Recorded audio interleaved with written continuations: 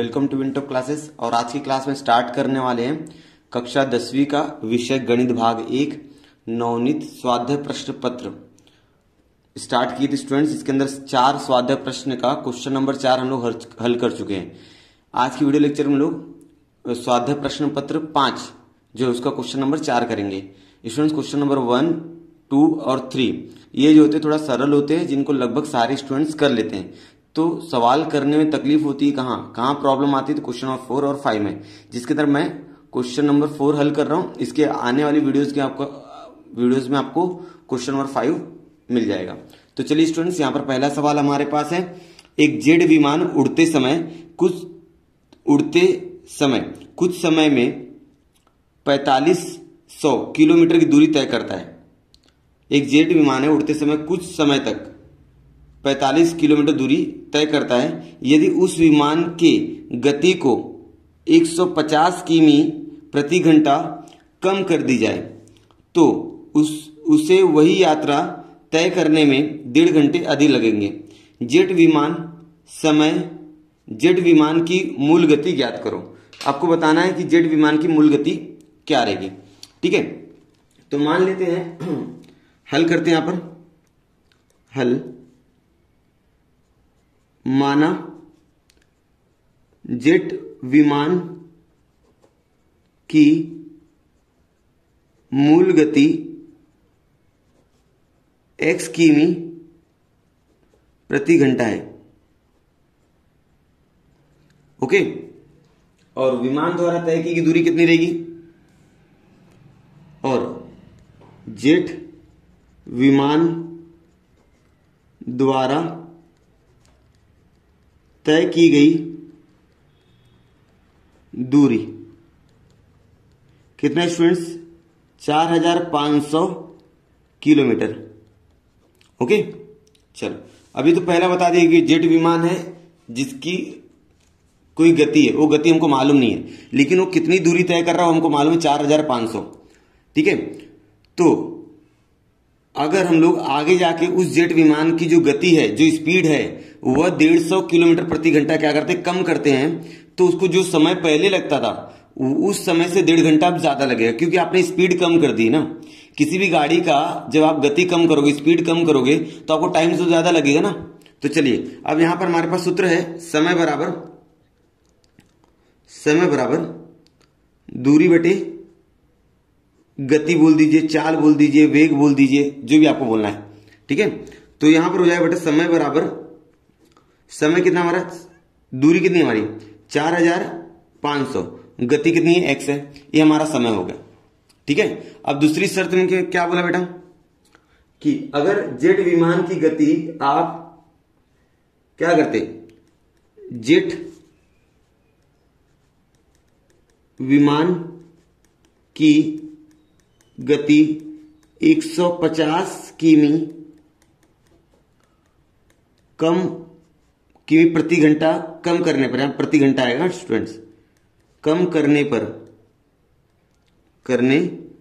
पर विमान की गति कितनी हो जाएगी, पहले जो गति थी उसमें से 150 क्या कर दीजिए, कम कर दीजिए, तो हो जाएगा x माइनस 150 किमी प्रति घंटा। लेकिन दूरी उतनी रहेगी, जो समय है वो समय बढ़ जाएगा। तो पहले जो समय लगता था स्टूडेंट्स, पहले का जो समय था उस समय में अब 1.5 घंटा क्या कर दो, आप बढ़ा दो। 1.5 घंटा यानी कि 3/2 बराबर, जब बढ़ाते हो तो गति आप क्या कर देना, कम कर देना। जो भी दूरी है उस दूरी की गति मैंने क्या कर दिया, कम कर दिया। यहां तक समझाएगा आप लोगों को। चलिए, अगर हम लोग इसको समीकरण नंबर 1 दे के रखेंगे तो यहां पर समय बराबर कितना है स्टूडेंट्स, यहां पर समय बराबर देखिए कितना है, 4500 ना। तो इस समय के नीचे हम लोग लिखेंगे 4500 बटे x प्लस 3/2 बराबर 4500 बटे x माइनस 150। ठीक है, यहां तक। चलिए अब आगे करते हैं, इसको उठा के यहां ले जाइए तो आपको मिलेगा, इसलिए हम लोग क्या बोलेंगे, 4500 बटे x माइनस 50, ये अपनी जगह है, ये उठ के यहां पर आ रहा है, माइनस हो जाएगा 4500 बटे x बराबर 3/2। यहां तो समझा।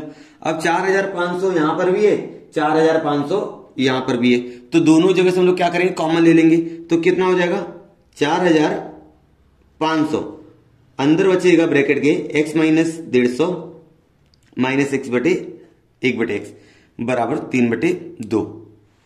ठीक है, यहां तो समझ में आया। अब क्या कर दीजिए, इसका गुणा कीजिए, x का गुणा 1 में करोगे, ये 4500 जो है ना स्टूडेंट्स, ये यहां पर आएगा, यहां गुणे में तो यहां भाग हो जाएगा। तो अब हम लोग क्या लिखेंगे, देखो ध्यान से देखिएगा, इस x का गुणा 1 के साथ करो x, x माइनस 150 का गुणा 1 के साथ करेंगे, माइनस x माइनस 150 बटे x माइनस 150। सही है। अब यहां पर हो जाएगा 3/2 गुणे 4500।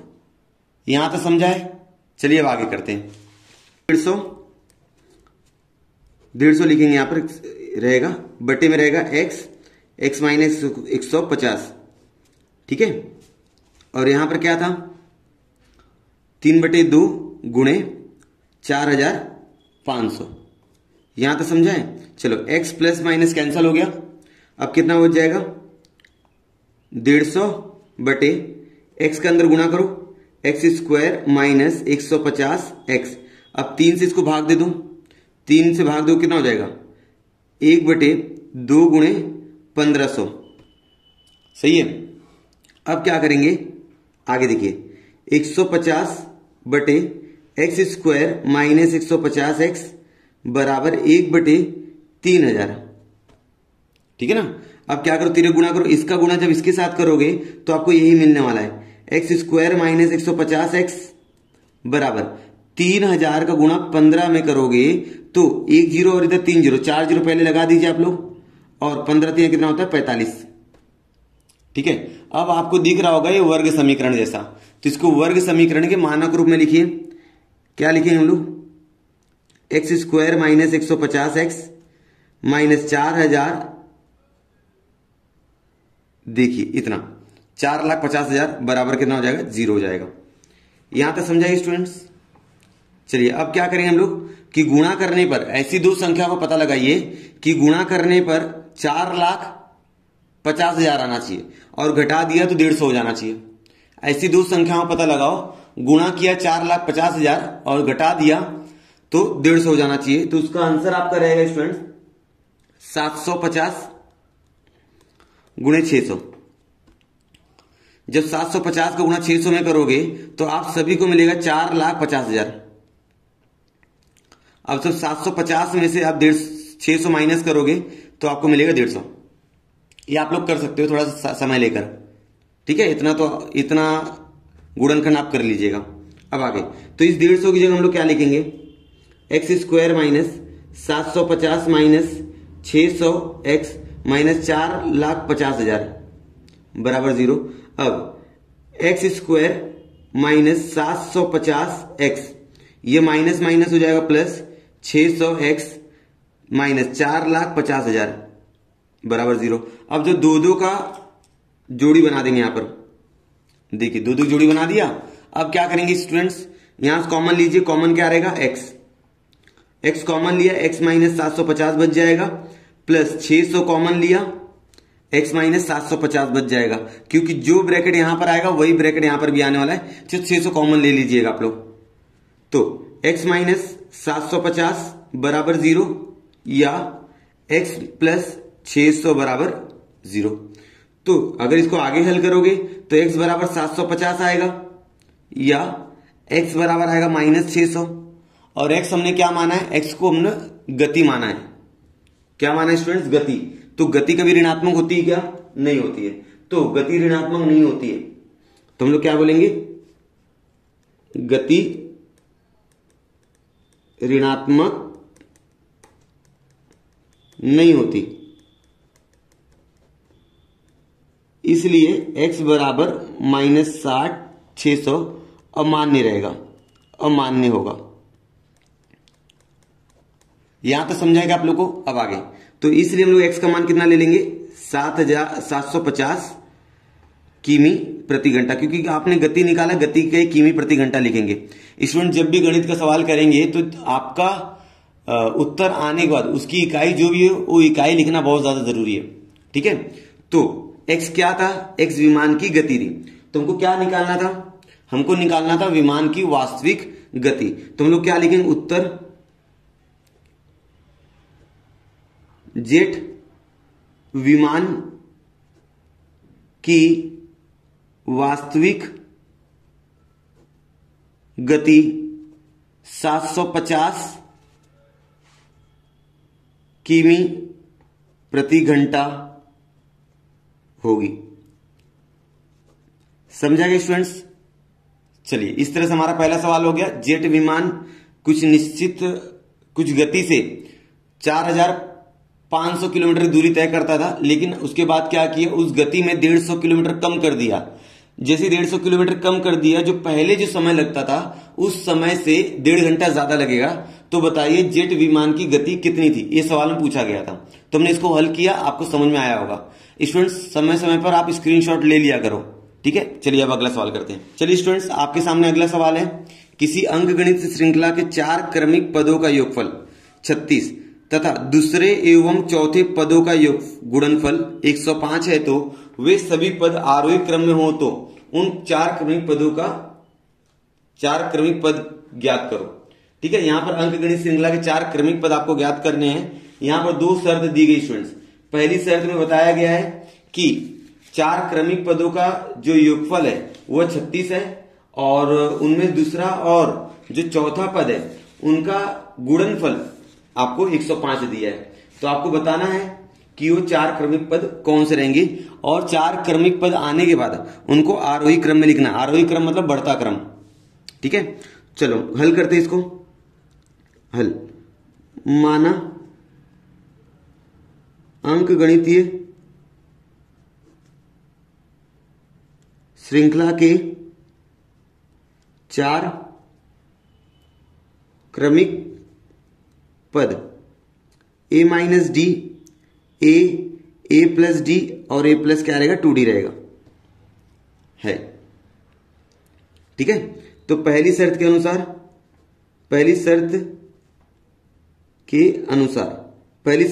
क्या बोले स्टूडेंट्स, 4 क्रमिक पदों का योगफल कितना है, 36। तो चारों पद को जोड़ दीजिए, a minus D plus A plus D plus A plus 2d बराबर 36। तो यहां पर स्टूडेंट जो कटता है उसको काट दीजिए। जैसे यहां पर minus D plus D cut जा रहा है, काट दीजिए। अब क्या क्या बचा है, ए 4 बार ए है, तो इसको हम लोग लिखेंगे 4a प्लस 2d बराबर 36। ठीक है, यदि इस समीकरण को ध्यान से देखोगे स्टूडेंट्स आप लोग, तो यहां पर 2 से भाग जाएगा। तो आप लोग क्या कीजिए, 2a प्लस डी बराबर 18 हो जाएगा। अब यहां पर d का मान निकाल लीजिए स्टूडेंट्स, d बराबर 18 माइनस 2a। ये आपका d का मान मैंने निकाल लिया, इसका उपयोग आगे होगा।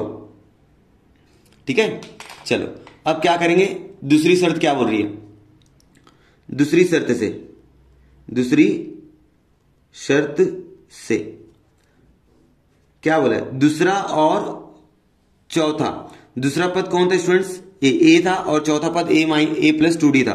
तो हम लोग लिखेंगे ए प्लस 2d बराबर, दोनों को गुणनफल 105 है। ठीक है, अब a का गुण अंदर करो students, a square plus 2ad बराबर 105। अब यहां पर d का मान रख दीजिए, a square plus 2a, d का मान है 18 माइनस 2a बराबर 105। ठीक है स्टूडेंट्स, चलिए अब आगे करते हैं। इसलिए आगे क्या हो जाएगा, a स्क्वायर 2a का गुण अंदर कीजिए आप लोग, 2 का गुण 18 में करोगे तो 36 हो जाएगा।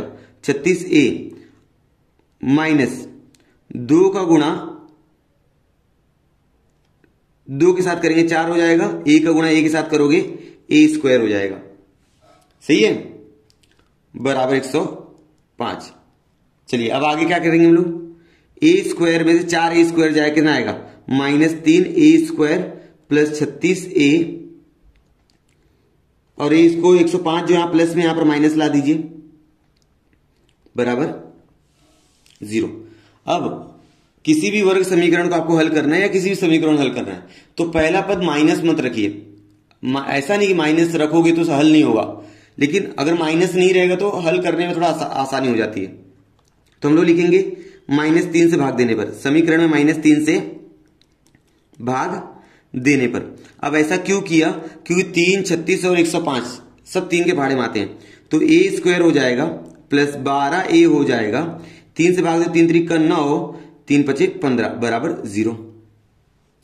अब देखिए दिया गया जो समीकरण है आपको वर्ग समीकरण दिख रहा है। अब गुणा करने पर आपको 35 चाहिए, क्योंकि पहले पद के साथ कोई संख्या नहीं है यहां पर। ठीक है, अगर पहले पद के साथ कोई संख्या होती तो इस संख्या गुणा हम लोग 35 के साथ करते, लेकिन ऐसा कुछ है नहीं यहां पर, तो हम लोग डायरेक्ट 35 को देखेंगे। गुणा करने 35 घटाने पर 12। सॉरी स्टूडेंट्स, यहां पर आपका -12 आएगा और यहां पर 35 आएगा, क्योंकि माइनस से भाग दिया ना आप लोग ने, तो और माइनस। हाँ, तो बताइए अब कितना आएगा? गुणा करने में 35, जोड़ने पर 12, तो 7 5 35, 7 5 35 और 7 5 कितना होता है? 12। तो यहां पर लिखेंगे 7 + 5 a + 35 बराबर 0 -a², इसलिए a² - 7a - 5a + 35 बराबर 0। अब दो क्या कर दीजिए, आप जोड़ी बना दीजिए यहां पर।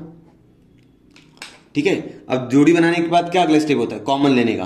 तो चलिए अब कॉमन लेते हैं।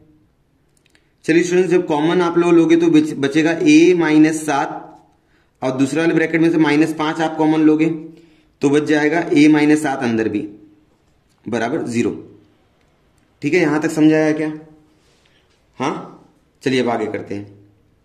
देख क्या हो जाएगा, a - 7 और a - 5 बराबर क्या हो जाए? 0। तो a - 7 बराबर 0 या a + a - 5 बराबर 0। तो यहां पर हो जाएगा a बराबर 7 ले लो या a बराबर कितना ले लो आप लोग? 5। ठीक है, तो दोनों में से कोई भी मान लो, आपका वर्ग समीकरण बन जाएगा, मतलब अगले चौथे 4 पद आ जाएंगे। तो a का मान माना, हम लोग a का मान ले लेते 7। तो जब a का मान 7 लेंगे तो d का मान कितना रहेगा? क्योंकि किसी भी अंकगणित श्रृंखला ज्ञात करने के लिए या उसके पद ज्ञात करने के लिए आपको दो चीज का ज्ञान होना चाहिए, a का मान और d का मान। तो इस a का मान यहां पर रख देंगे, d का मान आ जाएगा स्टूडेंट्स। ठीक है, तो हम लोग लिखेंगे, इसको 1 नंबर देंगे तो लिखेंगे a बराबर 7 समीकरण 1 में रखने पर, समीकरण 1 हमारा क्या है? d बराबर 18 - 2a, तो d बराबर 18 - 2 7, तो 18 - 14, d का मान आ गया 4। d का मान कितना आ गया स्टूडेंट्स? 4 आ गया। चलिए अब हम लोग अंकगणित श्रृंखला के 4 पद ज्ञात करते हैं। 4 क्रमिक पद उत्तर में आएगा स्टूडेंट्स, 4 क्रमिक पद क्या रहेगा? a - d, a + d और a + 2d। तो a का मान हमारे पास 7 है, 7 - 4 कितना हो जाएगा? 3। फिर a का मान है 7, फिर a का मान है 7 + 4 कितना हो जाएगा? 11। फिर a का मान है 7 + 2 4, तो 2 चौका 8 और 7 15 हो जाएगा। तो हमारे जो 4 क्रमिक पद रहेंगे वो रहेगा 3 7 11 15। ये हमारे अंकगणित श्रृंखला के 4 क्रमिक पद रहेंगे, जिसके अंदर चार चर का फर्क रहेगा। ठीक है स्टूडेंट्स, यहां तक समझ में आया क्या आप लोग को?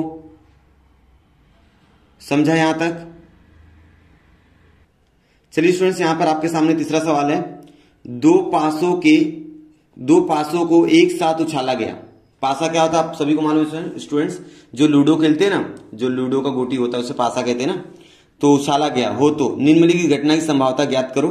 घटना ए, यहां पर 2 घटना दी गई है, घटना ए और घटना बी। घटना ए है कि ऊपरी पृष्ठभाग पर प्राप्त संख्याओं का योगफल एक अभाज्य संख्या है। मतलब दोनों पासों की जो संख्या है उनको जब आप जोड़ोगे तो आपको अभाज्य संख्या मिलेगी। घटना बी क्या है? ऊपरी पृष्ठभाग पर प्राप्त संख्याओं का योगफल 5 का गुणज है। 5 का गुणज मतलब क्या होता है? अगर वो दोनों संख्याओं को आपने जोड़ा तो 5 के पहाड़े में आना चाहिए। ठीक है, तो चलिए हल करते हैं इसको। हल, 2 पासे उछालने पर नमूना अवकाश क्या रहता है स्टूडेंट्स? नमूना अवकाश अगर दो पासा आप उछालते हो तो आप सभी को मालूम है क्या रहेगा, 1,1, 1,2 यही होता ना। फिर इसके बाद इसी तरह 36 टोटल आते हैं, तो मैं 36 संभावनाएं यहां पर लिख देता हूं। चलिए स्टूडेंट्स यहां पर एस लिख दिया है, नमूना अवकाश मैंने लिख दिया, सभी को आपको मालूम होगा टोटल 36 आता है, वो कैसे लिखते वो भी आपको मालूम होगा। तो नंबर ऑफ एस कितना हो गया? 36 हो गया। घटना ए हमारी क्या है कि ऊपरी पृष्ठभाग पर प्राप्त संख्याओं का योगफल एक अभाज्य संख्या है। मतलब दोनों संख्याओं को यदि आप जोड़ते हो तो उनका योगफल कितना आना चाहिए? अभाज्य संख्या होना चाहिए।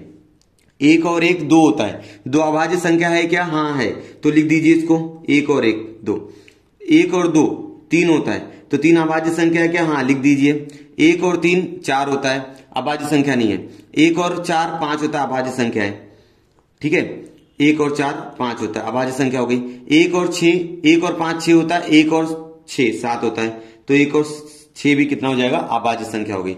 मतलब दोनों को जोड़ने पर ना वो संख्या अभाज्य होनी चाहिए। और अभाज्य संख्या का परिभाषा आपको मालूम होगा कि ऐसी संख्याएं जो खुद के पहाड़े में आती, किसी और के पहाड़े में नहीं आती है। 2 और 1 3, 2 2 नहीं चलेगा, 2 3 5 होता है, अभाज्य संख्या है। 2 3 5, 2 4 6, 2 5 7 अभाज्य संख्या है। 2 6 8 होता है, नहीं चलेगा।